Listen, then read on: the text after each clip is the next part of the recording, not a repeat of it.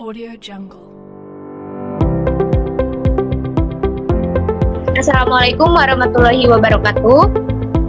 Waalaikumsalam warahmatullahi wabarakatuh.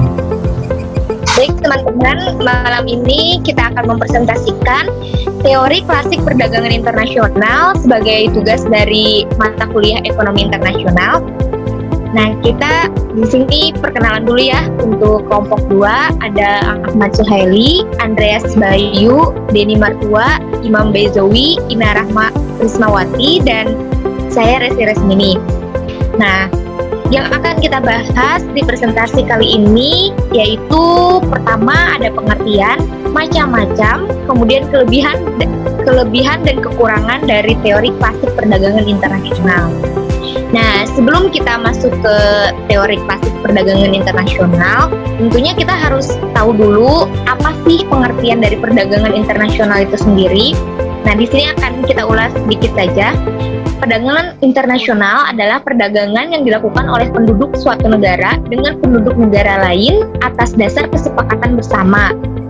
Perdagangan internasional selalu mengalami perkembangan serta kompleks dalam mengikuti kemajuan zaman dan peradaban manusia. Nah, dengan perdagangan internasional ini, kita akan dapat membuka tingkat persaingan global yang lebih luas. Oleh karena itu, kondisi ini yang kemudian memunculkan teori-teori penyebab terjadinya perdagangan internasional. Nah, perlu kita ketahui juga bahwa ada beberapa teori ya tentang perdagangan internasional. Namun yang akan kita bahas kali ini yaitu tentang teori klasik perdagangan internasional. Oke, untuk materi pertama yaitu pengertian dari teori klasik perdagangan internasional.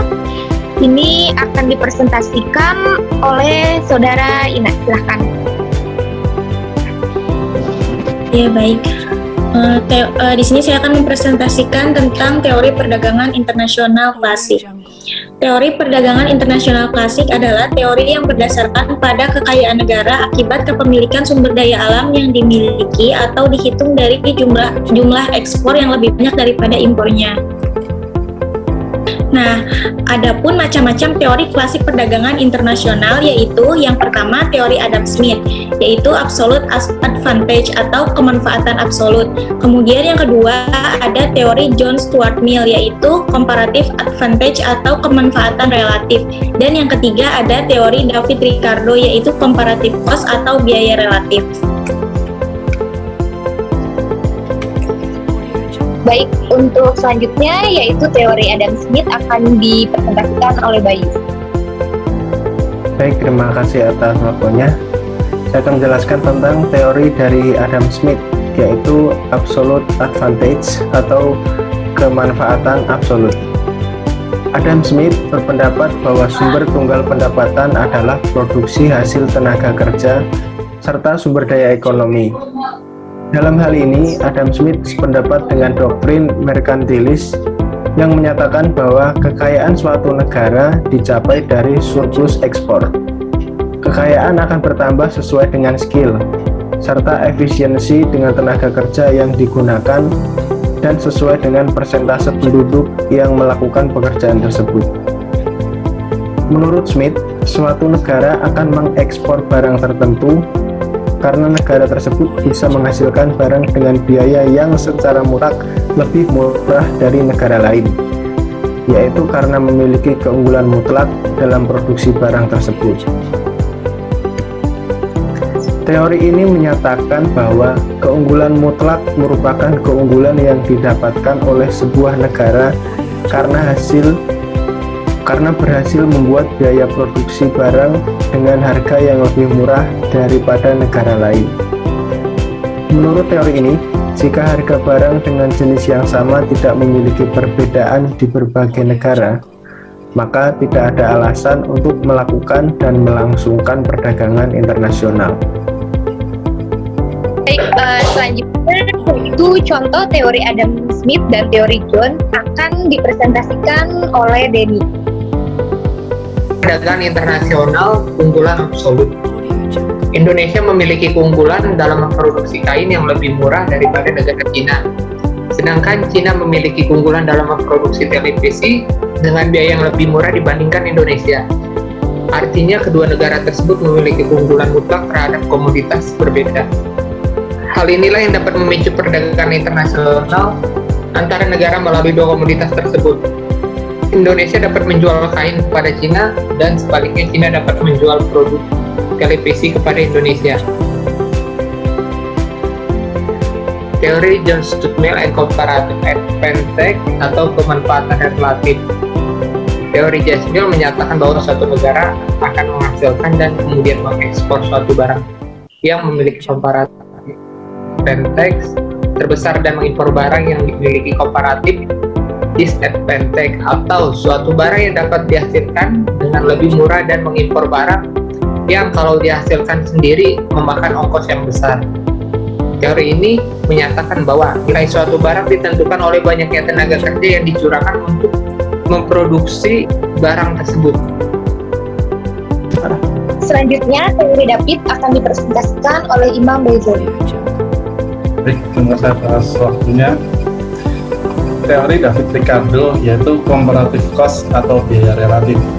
David Ricardo pada tahun 1772 sampai 1823 adalah seorang tokoh aliran klasik, menyatakan bahwa nilai penukaran ada jikalau barang tersebut memiliki nilai kegunaan. Dengan demikian, suatu barang dapat ditukar bila mana barang tersebut dapat digunakan. Seseorang akan membuat sesuatu barang karena barang itu memiliki nilai guna yang dibutuhkan oleh orang banyak. Selanjutnya, David Ricardo juga membuat perbedaan antara barang yang dapat dibuat dan atau diperbanyak sesuai dengan kemauan orang. Di pihak lain, ada barang yang sifatnya terbatas ataupun barang monopoli. Misalnya lukisan dari pelukis ternama, barang kuno, hasil buah anggur yang tumbuhnya di lereng gunung tertentu, dan sebagainya.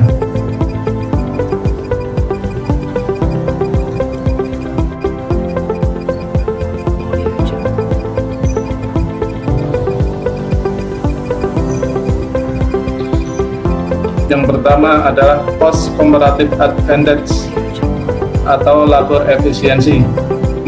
Menurut teori cost comparative advantage atau labor efisiensi, suatu negara akan memperoleh manfaat dari perdagangan internasional jika melakukan spesialisasi produksi atau mengekspor barang di mana negara tersebut dapat berproduksi relatif lebih efisien, serta mengimpor barang di mana negara tersebut berproduksi relatif kurang atau tidak efisien. Yang kedua adalah production comparative advantage atau labor productivity. Suatu negara akan memperoleh manfaat dari perdagangan internasional jika melakukan spesialisasi produksi dan mengekspor barang di mana negara tersebut dapat berproduksi relatif lebih produktif, serta mengimpor barang di mana negara tersebut berproduksi relatif kurang atau tidak produktif. Walaupun Indonesia memiliki keunggulan absolut dibandingkan Cina, untuk kedua produk, sebetulnya perdagangan internasional akan tetap dapat terjadi dan menentukan keduanya melalui spesialisasi di masing-masing negara yang memiliki labor productivity.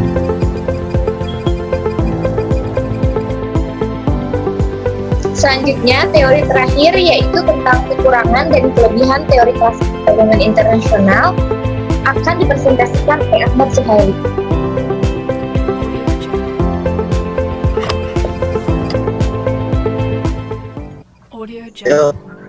Kelebihan teori klasik perdagangan internasional. Teori klasik memungkinkan kita dengan secara sederhana menjelaskan tentang spesialisasi dan keuntungan dari pertukaran. Meskipun pada teori-teori berikutnya, teori modern, kita tidak menggunakan teori nilai tenaga kerja, namun prinsip teori ini tetap tidak bisa ditinggalkan. Masing-masing negara yang melakukan perdagangan internasional akan didorong untuk melakukan spesialisasi dalam produksi barang-barang yang mempunyai keuntungan mutlak.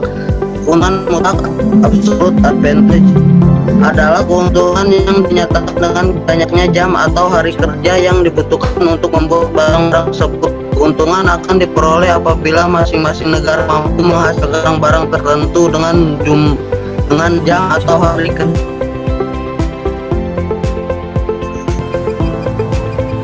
Kelemahan teori klasik perdagangan internasional. Teori klasik menjelaskan bahwa perdagangan internasional akan menguntungkan jika terdapat kemanfaatan relatif yang berbeda antara dua negara. Teori nilai tenaga kerja menjelaskan adanya perbedaan fungsi produksi antara dua negara atau lebih.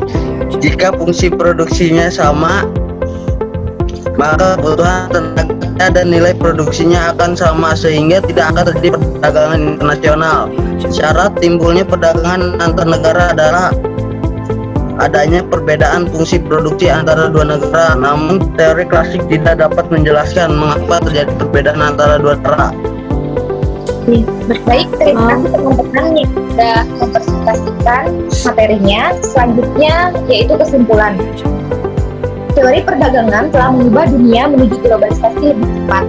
Kalau dahulu negara yang memiliki keunggulan absolut enggan untuk melakukan perdagangan, berkat law comparative cost dari Ricardo yang berasal dari Inggris, mulai kembali membuka perdagangannya dengan negara lain. Pemikiran kaum klasik telah mendorong diadakannya perjanjian perdagangan bebas antar beberapa negara. Teori comparative advantage telah berkembang menjadi dynamic comparative advantage yang menyatakan bahwa keunggulan komparatif dapat diciptakan. Oleh karena itu, penguasaan teknologi dan kerja keras menjadi faktor keberhasilan suatu negara. Bagi negara yang menguasai teknologi akan semakin diuntungkan dengan adanya perdagangan bebas ini. Sedangkan negara yang hanya mengandalkan kepada kekayaan alam akan kalah dalam persaingan internasional. Nah, jadi untuk teori klasik perdagangan internasional ini lebih berdasarkan dengan sumber daya alam yang dimiliki oleh negara itu. Nah, jadi misalkan pada zaman penjajahan dulu di Indonesia kan kaya ya dengan rempah-rempah gitu. Kemudian dibawa oleh para penjajah ya, kemudian diperjualbelikan di benua Eropa sana, karena kan di Eropa itu sangat jarang sekali ya rempah-rempah tidak seperti di Indonesia. Nah, itu berarti sudah dimulai tuh benih-benih ya untuk adanya perdagangan internasional. Baik, rekan-rekan ada yang mau ditambahkan lagi terkait materi ini? Sudah sih. Cukup ya. Baik, terima kasih teman-teman yang sudah melakukan presentasi. Semoga materi ini bermanfaat untuk kita. Kita akhiri saja ya pertemuan malam ini. Assalamualaikum warahmatullahi wabarakatuh. Waalaikumsalam. Waalaikumsalam warahmatullahi wabarakatuh.